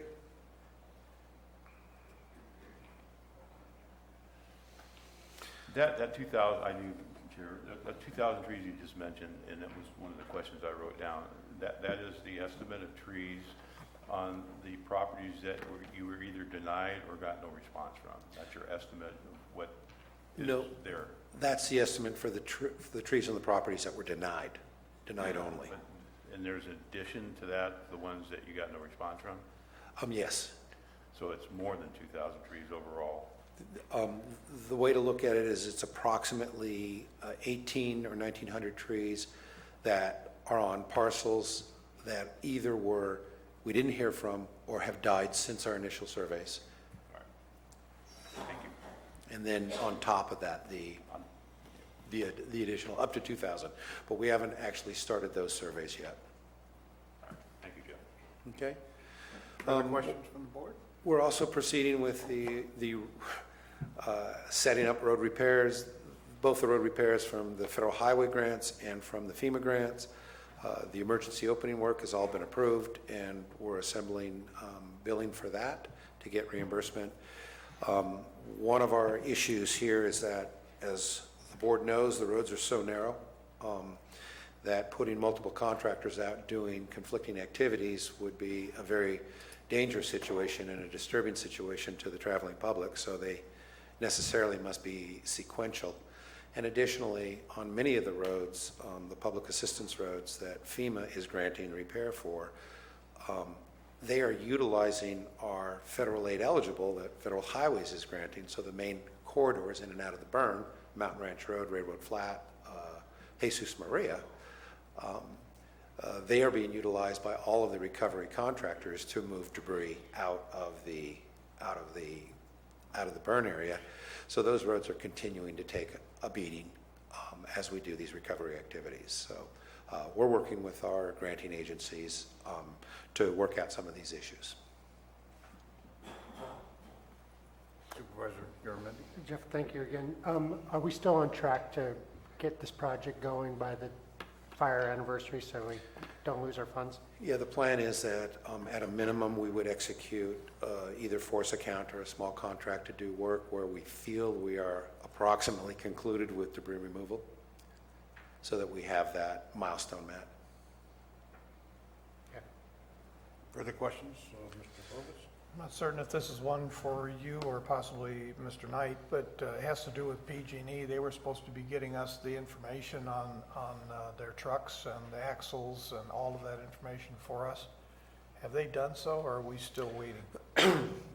I've made 2 requests and have not received any response, and that's both of PG&E and AT&T. So there might be other avenues to pursue, but I could continue to send the letters. They could continue to not respond. Further questions? Thank you. Okay.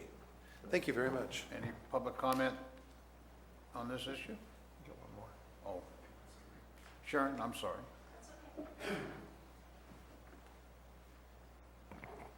Sharon Torrance, Butte Fire Recovery Information Officer. I have on a weekly basis sent out the schedule that is provided to me by Phillips and Jordan as to what roads were going to be impacted by their vehicles, both gathering and cutting. I've also sent out a weekly update, both on in the Calaveras County website and have sent out Facebook posts and have had some really great response.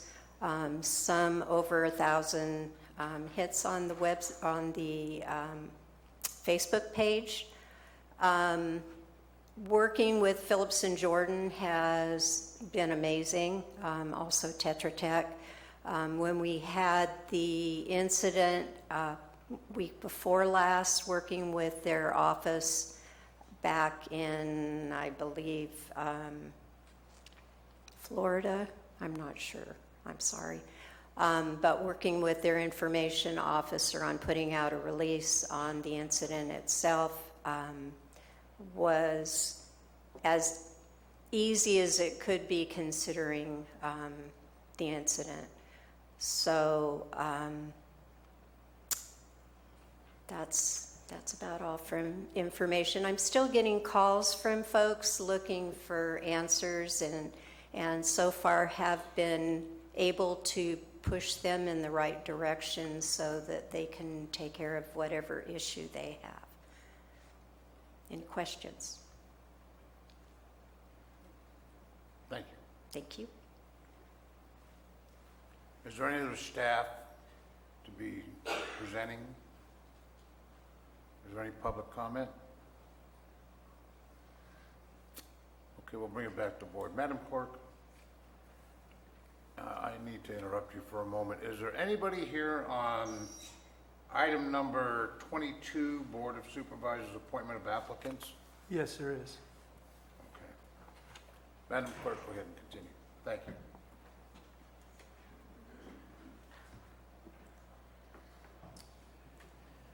Item 21 is to authorize the board chair to sign a letter of support regarding the use of dogs while hunting mammals as recommended by the Calaveras Fish and Game Commission. This item is requested to be withdrawn. Okay. Item 22 is the appointment of applicants to serve on various committees, commissions, advisory boards, and county service areas. We have applications for consideration for 3 groups. The first is the Hardwood Advisory Committee. This vacancy was advertised as part of the advertisement done on March 22nd, 2017. 1 vacancy for a term ending 12/31/18 for a member of the general public. An application has been received from James Van Zant. The IHSS Advisory Committee has a position that was advertised on March 22nd, 2017 for 1 vacancy for a term ending 12/31/18 for a member of the general public. A application was received from Catherine Gonsalves.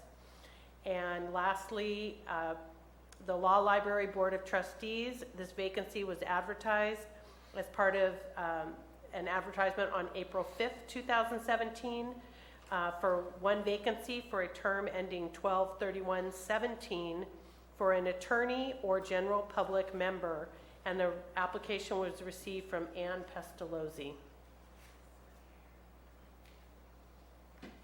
Okay.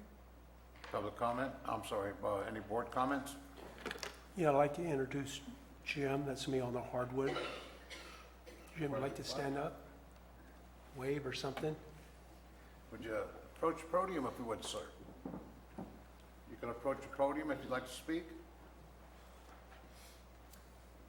I'd like to thank the Board of Supervisors for considering my application for the Hardwood Advisory Board, and especially Supervisor Clapp. And if selected, I would look forward to working with the committee in preserving the county's hardwood resources. Thank you. Thank you, sir. Thank you. Madam Clerk, it's our common practice to vote on all 3 of these applicants at one time. Yes, it is, unless there is some reason that the board would like to pull one to be acted on separately or individually. Supervisor Garamendi. I have to ask, what is our law library, and why do we have one? If it's not part of the general library. I think that would probably be better directed to county council. We do have a law library. It's in this building, and it is a requirement that we have a level of a law library specific with all of the law books. I mean, we have books. We do. We have many law, yes. Do our attorneys ever use them? Sometimes it's open to the community, so many attorneys within the community use the law library, not the general law library, or not the general library. Okay. And it is here on campus, downstairs. Yeah, it's right below my office. Interesting point. I've actually personally used it myself. Same here. I usually just go to the online versions. Any further questions by the board? Any objection on voting on these applicants all in one motion? Hearing none, I would entertain a motion. So moved. Second. Moved by Supervisor Clapp, seconded by Supervisor Tofinelli. Any public comment? Seeing no public comment, we'll bring it to the board for a vote.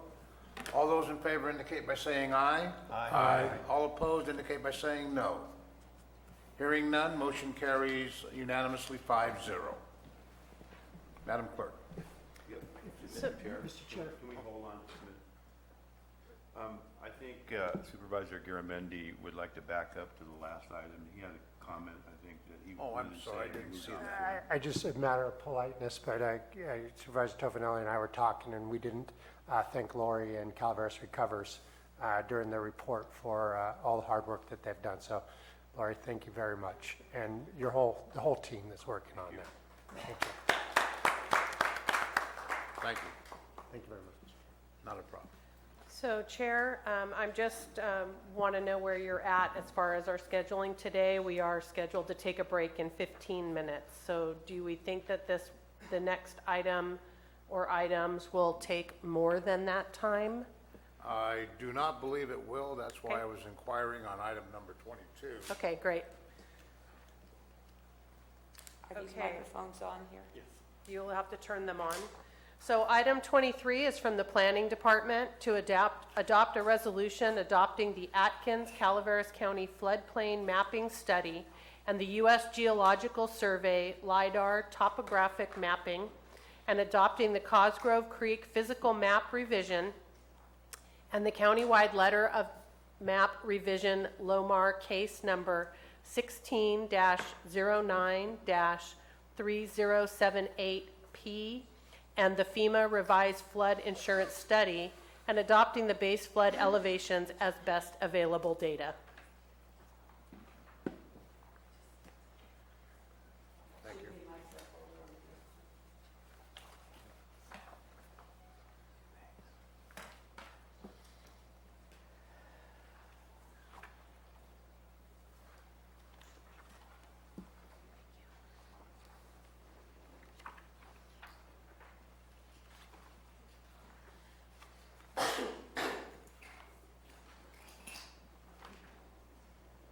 Deborah Lewis, Planner 3.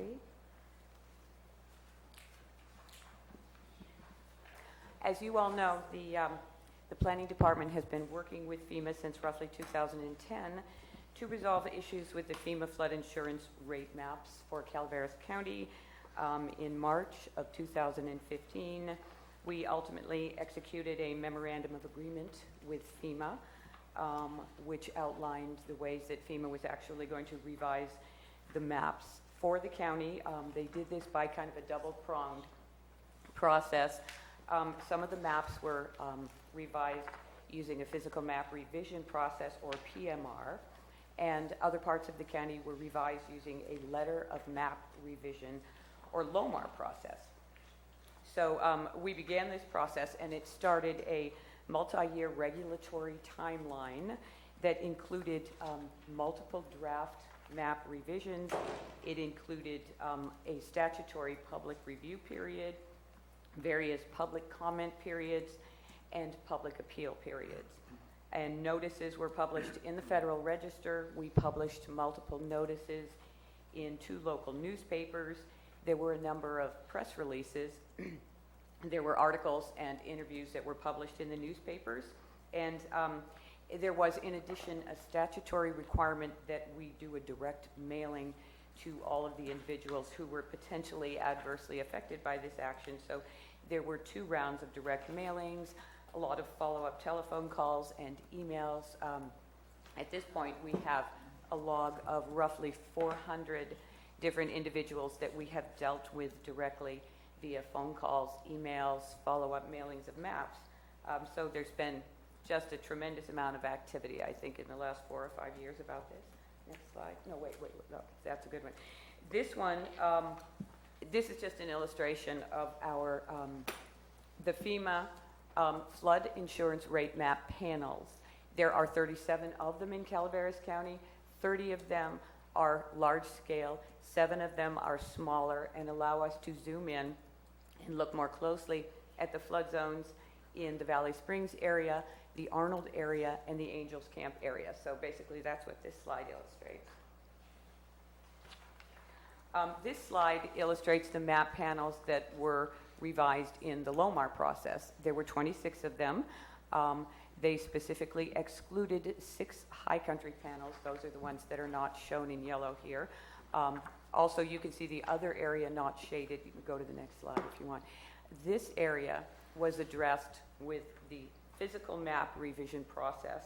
And actually, the reason for this was once we began negotiations with FEMA, we found out that they had been working for some time already in the Valley Springs area, specifically around Cosgrove Creek and its tributaries. That is very detailed mapping. That is boots on the ground mapping. That is compilation of existing flood levels and detailed engineering to generate base flood elevations in that general area. So it was interesting to find out. It's nice. That's an area that's had a lot of ongoing flooding, and it's the area where we have the best data now. Next slide. Okay, this one is just for fun. This is actually what a FEMA flood insurance rate map looks like.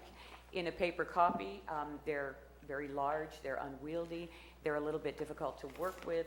The only things you can really see on this map are townships, sections, ranges, and streets. So it can sometimes be difficult to interpret these maps.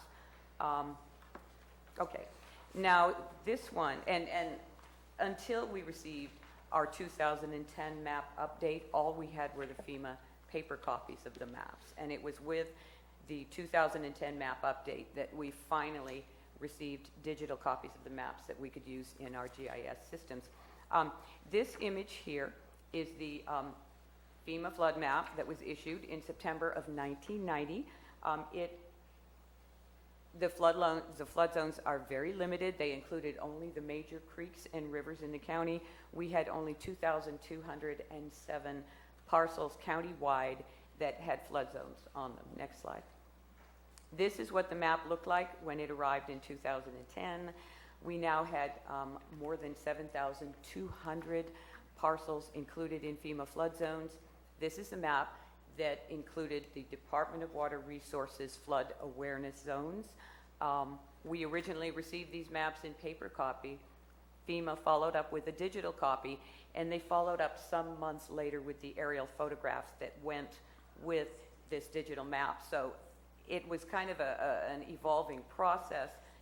It took us a while to figure out how problematic these maps actually were. You can go to the next slide. And this one is a lot harder to see, for which I'm very grateful. These are the maps that are going to become effective on May 17th of this year.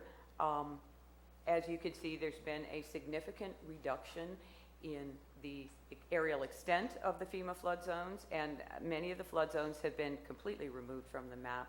Other flood zones are significantly smaller, and they are confined to the canyon bottoms in the county. The next slide might show this a little better. This is a side-by-side of the 2010 and 2017 FEMA flood map in the Jenny Lind area. The map on the right, if you look at all of the pink zones, those are the zones that were completely removed from the map. The remainder of the zones are, it's a little harder to see in this image, they are narrower. They are better confined to the canyon bottoms.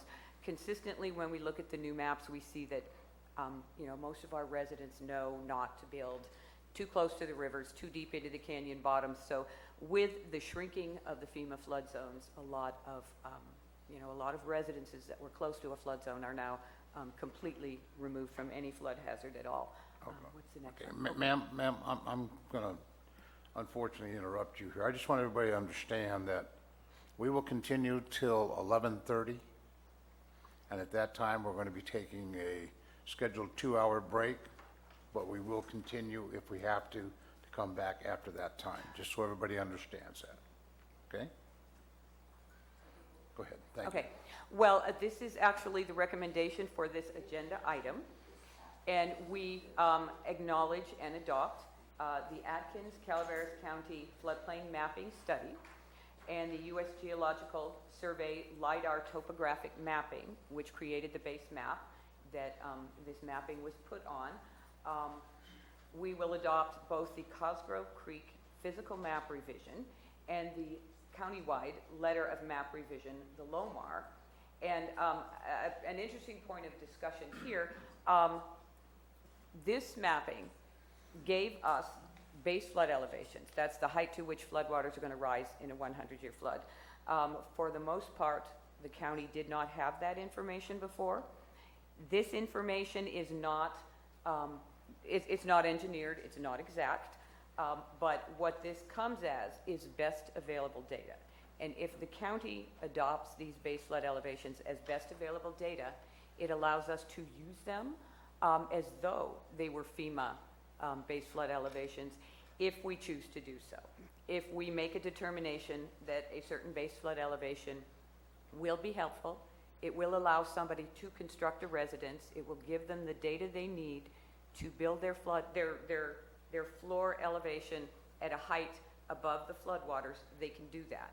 And if it turns out that we don't deem the base flood elevation to be accurate enough, we have the option of not using it. The FEMA regulations say if you have best available data and it works, use it. If you don't, you're free to ignore it. So I'm excited that we now have an option to assist people with constructing residences and building near FEMA flood zones that we didn't have before. So that's basically my presentation. We often have the opportunity to use, to go through a process called out as shown. So if someone comes in with a building permit and we look at the maps and it looks close, we can look at that data and say clearly it's not in based on the elevations of their building permit application. So we can provide an out as shown documentation that assists the landowner, the builder, with the FEMA flood requirements. Okay. Have we done this prior? We've been doing this for some time, but this gives us much better information to be able to use that. And this resolves a long ongoing problem since going back to 2010. The prior board directed us to do this. We worked with FEMA. It was a struggle at first, but we finally got them to agree that the maps that we were required to use were inaccurate, and this satisfies that problem. We've removed several thousand people from an unnecessary flood insurance requirement. One point we did want to make was that column maps showed sort of the upcountry portions of the county was not included in this mapping change, primarily because there was very little private land other than timberland up there. There is an area, Tamarack, that shows that has a flood zone portion in it. We did not, the FEMA did not make that change primarily because it was one very small portion of the area within the overall panel, and the primary area that was previously affected by the flood maps, we're already in the process of correcting that through a letter of map amendment, which was processed sort of concurrently, but ahead of this overall process. And so I know Mr. Bray has been here. We've communicated with him for some time now about his desire to have that map panel changed. Our position is it's really unnecessary. He has a documentation to show that his property is out of the floodplain. We're prepared to provide him additional copies of that if he needs it. But the letters of map amendment have been approved by FEMA for his property. He is not in the flood zone, and it's unnecessary to spend thousands of dollars more in amending that map panel when that map. Now, if someone looks at that panel, it's going to show the band of blue across the property. So if you're trying to sell the property or there is insurance issues, but the documents, the letter of map amendment, provides that certificate that shows his property is out of the floodplain. Questions by the board or staff? Mr. Bray, we have 5 minutes. 5 minutes. Now, wait a minute. I'm going to give you an option. You can start your presentation now, and then if it exceeds the 5 minutes that we have remaining, I'm going to let you come back after our 2-hour period. But I want to make sure that you're able to hear the explanation of staff. I know we have some difficulty in that area. I do too. But I just want to make sure you understand that. And I'm going to give you the option of presenting now or coming back at 1:30 when we reconvene. So, Chair, I would just like to clarify that I'm understanding that we still have a 3-minute time limit for comments or are you extending it to 5 minutes? I am extending this case for 5 minutes because of the presentation and the difficulty we may have audibly. And I just want to make sure everybody's got an even playing field here and able to comprehend and hear what's happening. I just want to make sure Me I included. understood. You want to start now, sir, or would you like to wait till after? Just a second. Okay? See my reasoning?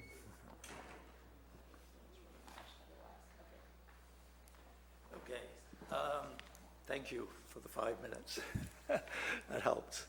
I have a package here which I'll pass out, which includes some of what I'm going to say here, but also a lot of other information which you might find useful in tracking what's really happened over the years with this map problem. And it's been going on since 2008. So, This is I'm a FEMA Derek map. Gray, by the way, owner of Okay. Tamarack Lodge, excuse me.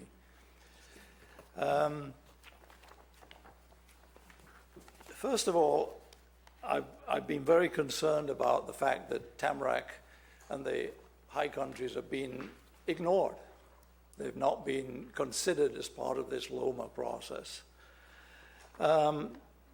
It's been promoted as a county-wide LOMA, but it's not, because the 6 parcels in the high country were not included.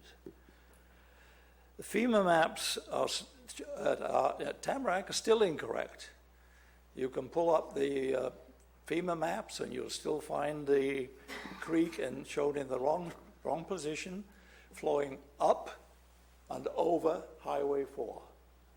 If you can believe that, you'll believe anything.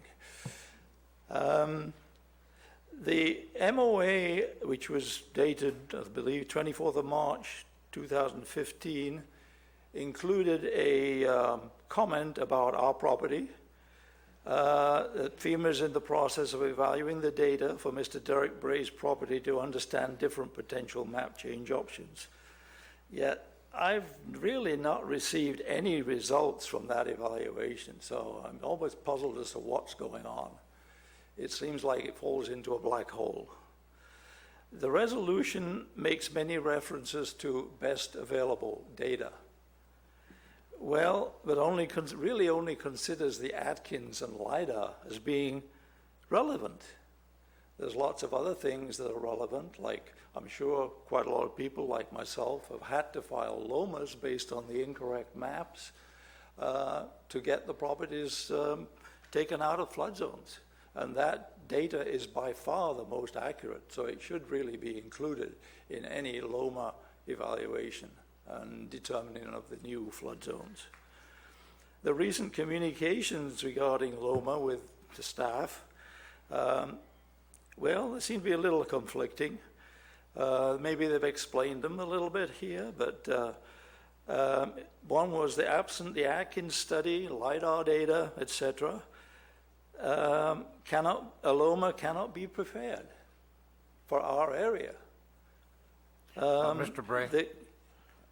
Mr. Bray, how much time do we have on this 5-minute present? 2 minutes. Okay, continue, sir. Okay. Continue. Thank you, thank you. Thank you. Why were those panels not included in the first place? There's a good, that's a fundamental question. Why were they excluded? It doesn't make sense to me. This is supposed to be a county-wide solution. The second comment I got was, our position is that the flood map issues at Tamarack have been previously resolved through prior documents accepted by FEMA. I'm not exactly sure what those documents are, but I'm sure they refer to a lot of the work that I've done with respect to a letter of map amendment. And your property is out of the floodplain. Neither FEMA nor the county feel the need to process a LOMA, L-O-M-A, map revision. If we accept those comments and the Tamarack maps have not been changed, we need that written statement from the county and FEMA that will be needed to the effect that the Tamarack properties are in no danger of flooding. And in the package you've got, I've drafted a statement that I think could be used.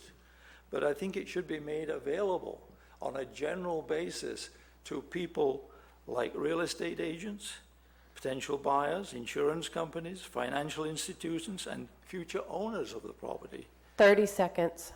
Okay? They will all require that. It shouldn't have to be that we have to request something every time that we need it.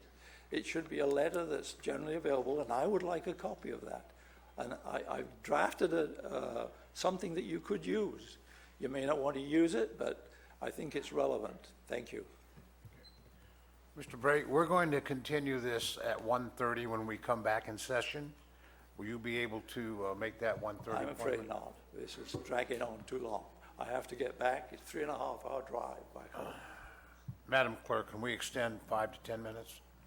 Or are we on that tight of a schedule? The only thing I can say is that it's up to you.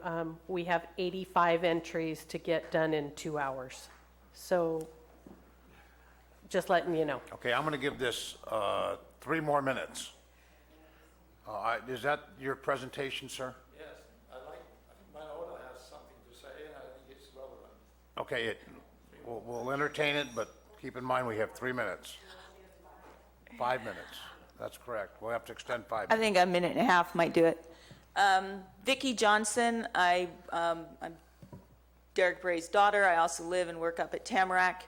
I heard very clearly what the planning department stated about the situation with the mapping and the parcels and the LOMAR, and understand that they are in the process of, it sounds like, if I'm correct, if I can ask you the question, that you will be providing individual letters to homeowners who need to have that clarification, as the blue line clearly is not in the correct manner. I live up there and look out the window every day, so we know that there is no river up there.